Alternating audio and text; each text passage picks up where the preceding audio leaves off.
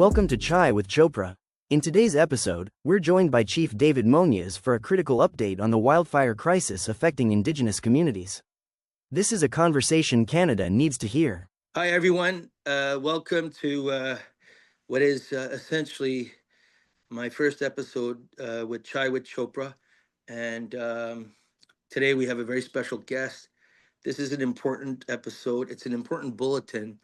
I had originally planned to speak to another guest, but that's been moved forward because I felt it imperative to speak to the reality of what's going on in our province and the sadness of the tragedy up north with the wildfires. And as such, today we have with us Chief David Monias, a friend, someone I've worked with in the past. And I just want to say, Chief, uh, I appreciate you speaking to me.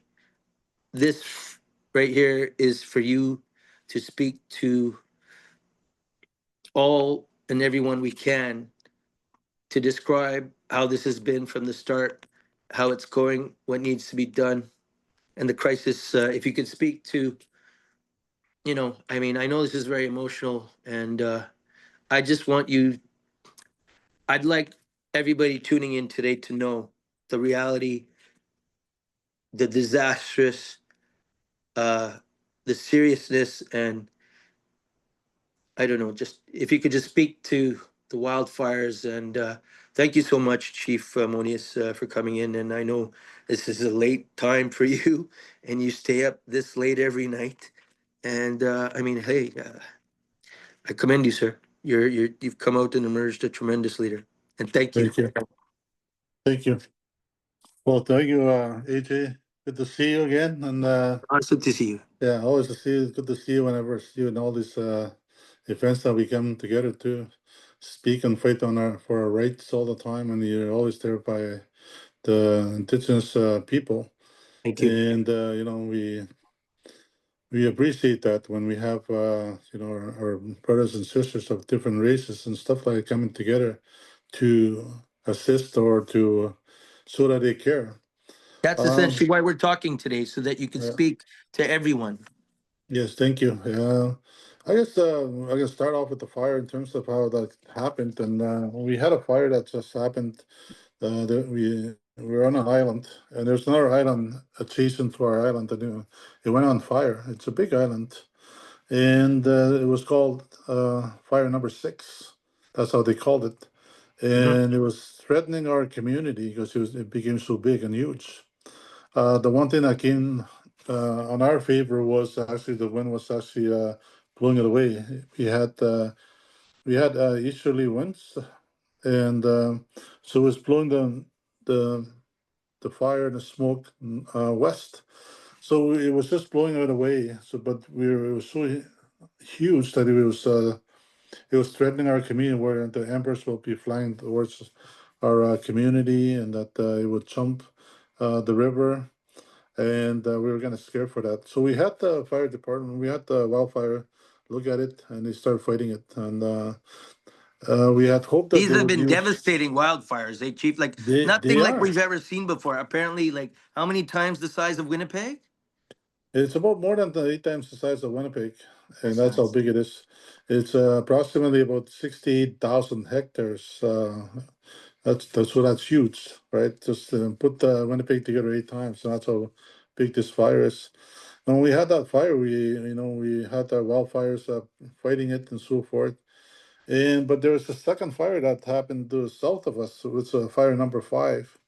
So in the meantime, while we're fighting fire number 6, and we're defeating it, and we're getting under control a little bit, then that they didn't bother fire number 5, and it grew and get bigger and bigger and bigger, and it was coming towards our community and our roads. The only road that we have to our urban centers was Highway 373, and that's where the fire was going.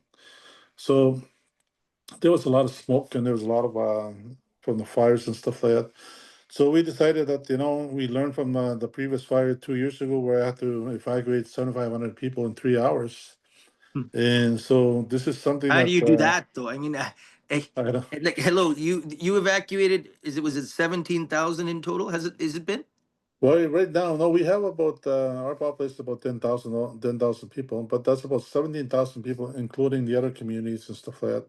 But at that time, we had evacuated 7,500 people. So this time we had to evacuate about 8,000 people, and our route was cut off. Last time, we had to drive through the fire to get out of get to safety, and as a result, we lost 2 lives from the smoke and the fire. So I didn't want that to happen again. So I started evacuating people who had breathing problems, asthma, COPD, in a phased approach, right? And while we were doing that, the fire got out of control. So next thing you know, we were told, "Hey, you have to evacuate all the people." There's no But way you could have been prepared for that or ready for that, right? well, No. it's not. It's not something that you anticipate. But we've learned from the first fire we had, right? So we're able to assemble and get an emergency plan together. So since our road was cut off, the only way to get people out was by air, and we started doing that. And I called for help from the federal government to give me a Hercules, Can we Canadian Armed speak to that for a Forces. second, Yep. Chief? I've known you to be a very, unassuming, selfless, like quiet type uh, tone chief, and it's essentially the first time I've ever, I mean, and it was necessary, and you had, I think, it was out of emotion, but it was also out of urgency. What made you say those three words that were so? It was heard across the country. Why did you say shame on Canada? Well, because I declared a state of emergency, we all consider ourselves to be sovereign nations, and Canadian government has a treaty with our First Nations people. They have fiduciary obligation, treaty obligation to provide protection to the First Nations lands and to the people. Can And you when I explain call, quickly to everybody watching, 'cause immigrants coming in? The fact of the matter is, Chief, new Canadians coming in, they don't understand. There's a lot of lack of education, and I will admit, from my community, right, there's a lot of miscommunication, and it's sad, and I wish it could be better. well, when the United Kingdom was going around trying to colonize the world, they came to Canada, and they We're didn't in come India to too. India, Canada, North America, South America. They came around looking for trades and stuff like that. They found this land. Yeah. They thought they found this land, but it was not never lost. We were residing in it, and they decided that they were going to come and claim. Yet we were the ones that would took care of them to make sure that they survived. They know how to hunt. They know how to harvest in our areas and stuff like that. And they said, well, there's no order here. There's no civilized people. They call us savages, and they wanted to claim this land. That's what they did, basically. But they soon learned that we were more than just quiet people. We had our own warriors and so forth, and we had issues with them, right? But in the end, because they wanted some of our resources, so they entered into treaties, and only nations can enter in treaties. So they consider us to be a nation. They entered the treaties with our people, with the King of England, of the Hmm. United Kingdom. Hmm. And based on those treaties, they said, we will protect you. We will give you land. We will make sure you are taken care of. You have special privileges and rights. Um, nobody can go on your land without you saying so, or take anything from your land without you saying so. So that's what the treaty is. Basically, we have basic human rights and we have treaty rights on top of that, that we would always prosper, and we wouldn't be poor people. We would have jobs and everything like that. But of course, that's not the case today, and you don't see that today. Hmm. No, I think you know what it is, Chief. I mean, it's just, I mean, other than perhaps a small minority of Canadians, I think the vast majority of Canadians simply don't understand, don't know. And I mean, with all this happening, you know, I worry about how it will all pan out later. I mean, those houses and everything that's been burnt down, they won't be built overnight, right? No, they won't be built overnight, but we're being lucky in order to save our properties and stuff like that. We had a lot of help from our neighbors, the other First Nations that came to help us out. And also, well, the thing is that But my when we question to tried, you is, Chief, did Canada let you down? well, I felt that they did. That's why I said shame on you, Yes. because I felt Those are that harsh words they were from supposed you, to come. especially. They were supposed to come and help us out. Yes, They and should they have helped didn't. me evacuate the people. They Uh-huh. should have sent the Hercules. Uh-huh. Instead, they wanted Manitoba to declare a state of emergency before they even do anything like that. Despite the fact that we have a treaty and despite the fact that they have a fiduciary obligation to us, they should have listened to me and they should have sent the Hercules right away. But it took, there's jurisdictional issues, there are policy issues, political issues that were getting in the way It's government. I before they mean, would there's even so help many us out. channels. Yeah. So I mean, you must have been so frustrated, Well, it is frustrating because you have 7,500 people that are whose lives and are in they're your all hands. scared. I mean, Yeah. I saw I mean, there's a lot of stuff on social media that was frightening stuff, Chief. Yeah. I've never seen that in my life. Nobody's seen that. But Yeah. what I mean, there should be. I mean, what I don't understand is why the sense of urgency wasn't there, and why. I mean, everybody needs to care about this. I mean, Canadians coast to coast. I mean, the damage to the ecosystems, to your culture, to I mean, so many factors: mental health, family, you know, displacement, homes. That's brutal, brutal. Yeah. I'm Well, I sorry. think I mean, that's something that's always happened to First Nations all the way throughout our lives. I mean, it's all been they're going to help us out. It's all lies and stuff like that, and people think that we're living freely without any exactly. It's freeloading ignorance. and stuff like that. But our resources are making Canada rich. Our True. water, our land, our minerals, everything that they extract from our land and stuff like that. None of that is shared. There's no resource sharing, and there's no revenue sharing. But Chief, So you don't. I mean, you and I have worked together in the past.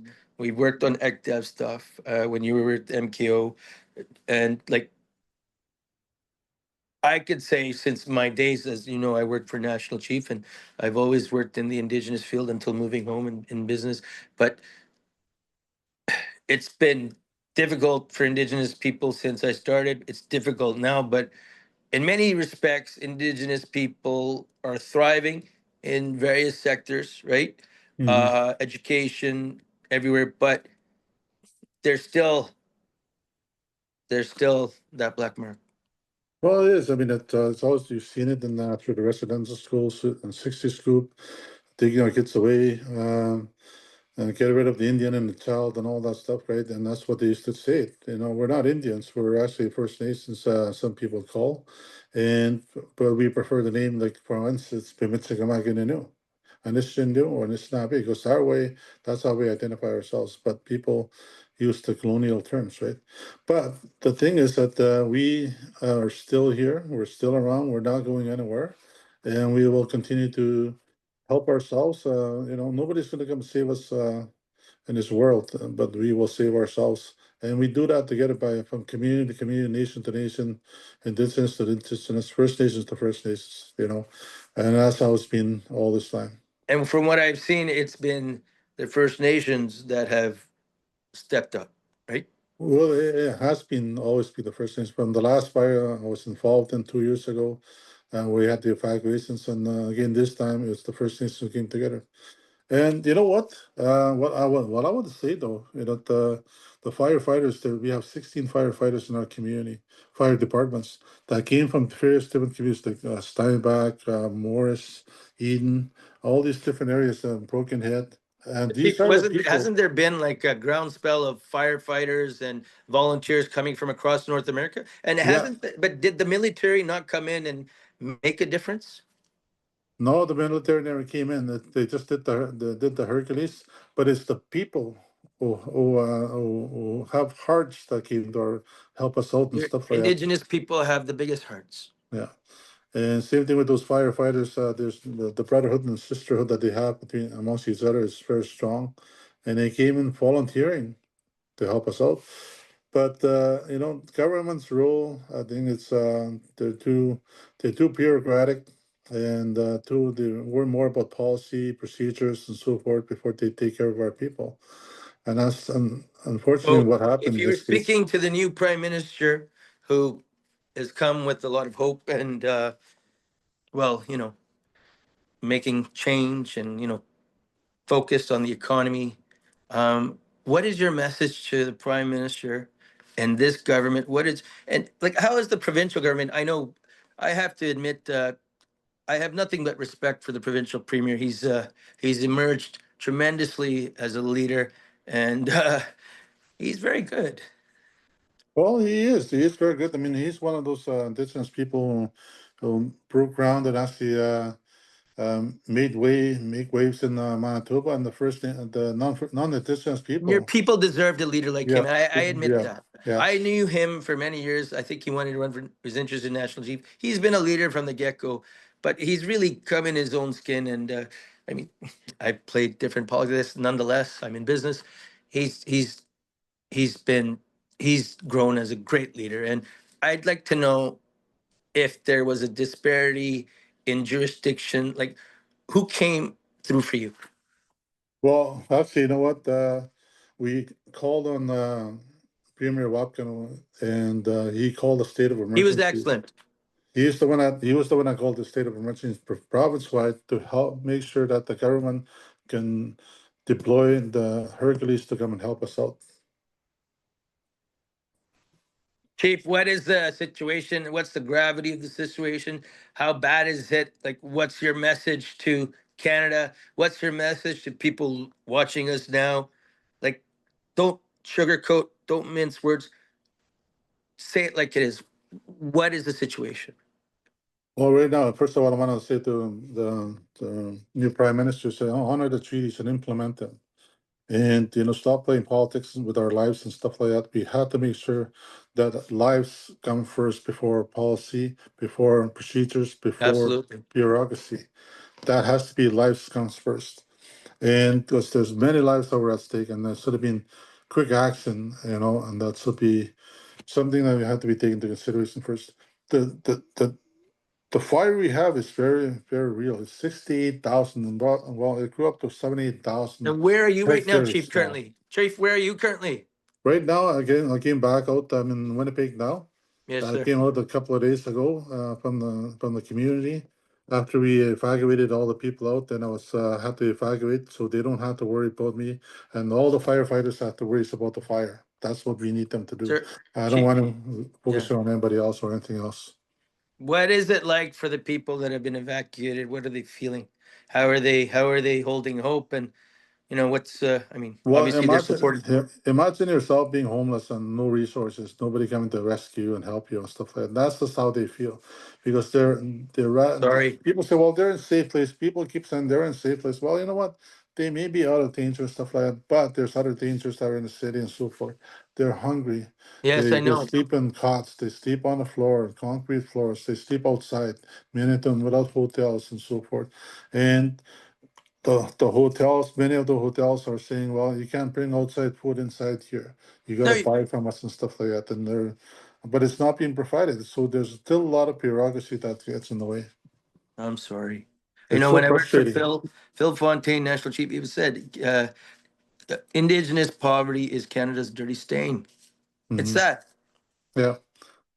Well, that's the thing that we have to make sure that we continue to, because we are not a dirty stain, and again, Canada cannot treat us that way.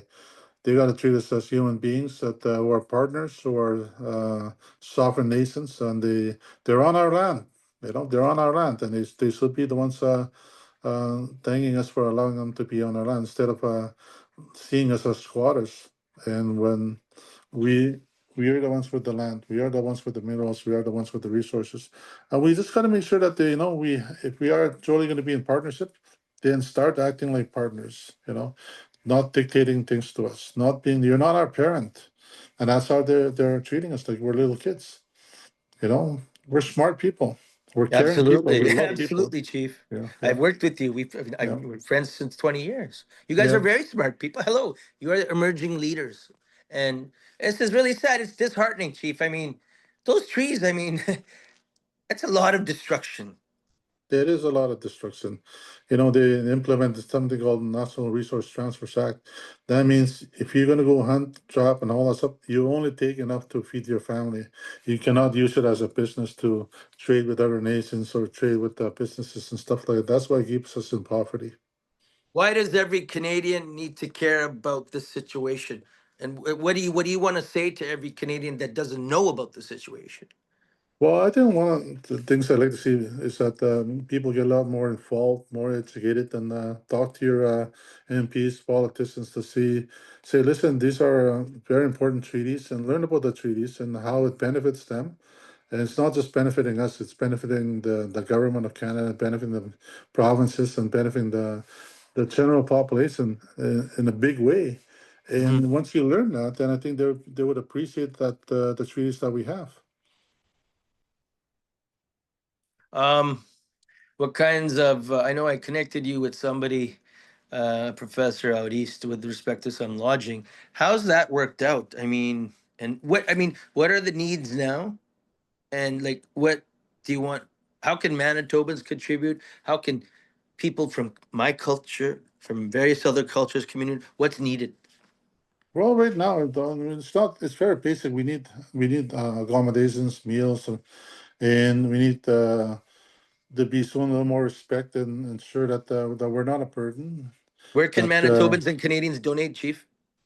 right now, I think the first thing they can do is actually call the First Nations that are affected directly and provide the money there, because we're doing as much as we can.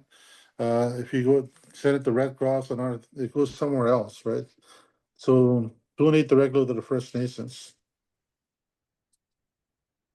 Chief, I mean, I known you for almost 20 years. Like, how have you handled this? And you're still smiling with me. It's hard for me to comprehend. And I'm proud of you, Chief, as a friend. And you came out very courageous. For you, I know you. You're a soft-spoken guy. For you to get emotional like that, I thought was very courageous, Chief. I'm proud of you. And I Well, mean, they had to be said.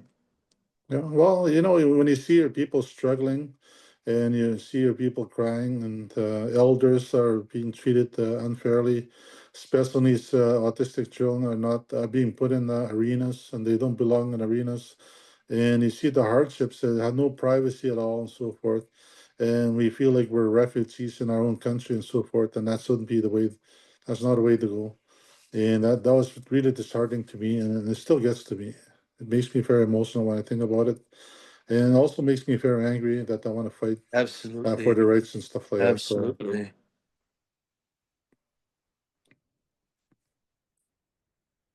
I don't know what to say. I mean, maybe we should. I'm very appreciative of the time you've taken, and I felt it contingent on me to relay your message first as my first podcast, as a bulletin ahead of my next guest, because your message, Chief, must be heard. Canadians need to hear. New immigrants need to know. You know, yeah, I mean, yeah. what, Chief? What do you think are essential steps or possible solutions that could remedy this calamity, if at all? I mean, that it's not going to be remedied, but Well, I don't think it's going to be remedied, but I think that one of the things we have to is we have to strengthen our relationship that we have with the general population, get to know each other more, absolutely. and and then you got to look at us as hosts. We are good hosts and stuff like that. You're coming to our land. We're not kicking anybody out like people always say. And you're people don't know that they're also when you become a Canadian citizen, you are treaty as well. There's two sides to the treaty, And your I think side there and our needs to be side. an education there with new immigrants. And you know what? For example, I think I did some work with the taxi industry. There's some strong feelings Yeah. between strong taxi industry and in Indigenous. And I think Kathy Merrick, Grand Chief, who I worked with when she was Chief of Cross Lake when you were MKO, and you know this, she spoke to me when she was Grand Chief, and we talked about it and like to bridge the Indo-Canadian community, the taxi industry with the Indigenous, because I don't think I need to tell you, there's a stark racism there, and that upsets me. And like because I understand the languages, right? And it just like you and I don't have a cape, Yeah. and we can't save the world, but like, how do you bridge, Chief, the lack of education, the lack of understanding, and the tremendous need for everybody that's a citizen of Canada to know, understand, appreciate, and care for the First Peoples of Canada. Yeah, absolutely. I mean, the treaties, you see the handshake, right? And that's welcoming uh, the other people that are coming to our land, and you see the resources. I mean, the treaties, they are there as long as the sun shines, the grass grows, and the rivers flow. And it has no ending because we know that they're here to stay in our land, and we need to be partners and in relationship, good working relationship, and for investments to be put back into First Nations to ensure that we can benefit from all the resources being extracted and have resource revenue. And this will help us in terms of strengthen our relationship and create more businesses and more jobs and so forth. But I mean, I like this Prime Minister. I like his tone. He's talking about nation building, right? And Yeah. that gives optimism, and I like that. How do you nation build with Indigenous peoples? Well, that's the thing is that when economy says, well, you know what, include us in those talks. Don't just leave us out. You have to make sure you accommodate us to in consultations and make sure that everything you do is free, prior, and informed consent. Mm-hmm. Because just by talking to us doesn't mean consent, you know. And Mm-hmm. we have to make sure we're part of that plan. We're part of those economic investments and stuff like that, so we can all grow together. Because Canada is only as strong as its weakest link and stuff like that. And there's a weak link there. And then, you'll never get that stronger. I know And that previous premier meetings with the Prime Minister, Indigenous groups were always included. I mean, I'm not sure they were really included recently in their separate meetings and such, but I've held you up for a lot of time, Chief. I want to know, as your friend, like, how on how have you done this? How have you how do you get up every morning? You're staying up with me? It's like it's almost midnight your time. What keeps you up this late? And how are you well, doing? How are you doing, my friend? Like, how have you how have you stayed sane? Like, I mean, mental health. I can't imagine. I mean, mental health is 1 in 3 people suffer from it. In my view, greatest crisis our country's facing right now. Because I fundamentally believe the majority of people in the prison system, they're not criminal, but they're sick, right? And how are you handling this? How do you go through your day? And well, how is it? How have first, you been so courageous? How have you been so strong? Because I'm inspired by you, sir. I'm Well, inspired by you, Chief. one of the things you have to do is you make sure you pray. You pray to the Creator, the one that created the universe, the world, and all that stuff, and all our races and everything like that. You pray to Him, and make sure you believe that you have faith that things are going to work out. So all you got to do is get up, make sure that you give thanks for the life that you're given, and then give thanks for the bed that you're sleeping. Because there's many who are not sleeping on those beds, and you know they're not sleeping on it. So you So have to true. do something about So it, true. and you have to get up, and you have to make sure you do that your damnest best to make sure that they have a bed as well to sleep on. Just like all those children that are needed sleeping on the concrete floors and cots and stuff like that. So that gives me my fuel to my fire, my internal fire, to make sure it give me motivation to work harder, stronger, and smarter to make things happen for our people. You've done you've done a spectacular job, Chief. And anything I can do forward. And it saddens me that you have to cry for help. It saddens Yeah. me. Yeah. And that shouldn't happen. I mean, it shouldn't have to happen. I shouldn't have to ask. When I reach my hand out, it's in gesture to make sure that we're handshaking, we're helping each other. Instead, the government sees a handout as well, you're begging for something. That's not the case. So let's talk. I want to thank you for your time, Chief. This has been I know this is very taxing for you and emotional, but this has been very informative, and this has been a very powerful message from you. And I'm honored, and I'm excited to relay this and convey this conversation, this very important dialogue we've had. I mean, Well, I think one of yeah. Canadians need to hear you, and everybody needs to be paying attention to this, and everybody needs to care. But I think that's the thing that what you're doing here is by using this as a podcast and stuff like that for people to hear it. It was my That's first one was yeah, going to be yeah, with somebody else. I yeah, told yeah, you it's yeah. he's coming up next, but And I didn't feel right, and I thought I have to speak to Chief Monias, and from the bottom of my heart, thank you for this opportunity. yeah, because I spoke to news media and stuff like that just to get the message out so people can be educated, so they can put pressure on the government, and it's working. And the thing that you're doing right now, it's going to work, I and that's promise all we you, need to do. Yeah. Chief, the chief with Chai and Chopra. I have to send you an Indian tea. Chief, from the bottom of my heart, miigwech. All right. I appreciate your friendship, and this has been beautiful. This has been powerful, and to all of you friends, to everybody listening today, this has been my first episode. I am proud of this episode because Chief Monias has shown tremendous courage, leadership, and the situation in northern Manitoba is tragic, and everybody needs to care Yeah. a little more, even if just a little, right? Yeah, yeah. Well, that's the thing I would say in my language. Is gananas kumit no gaganaw yun na PHC kape itsaga pa isto kape tutek binagat mo gaganayon ito tamaskat no. Because what I said basically is of all the people that cared enough to help us out and volunteer and come forward, and I really thank you from the bottom of my heart.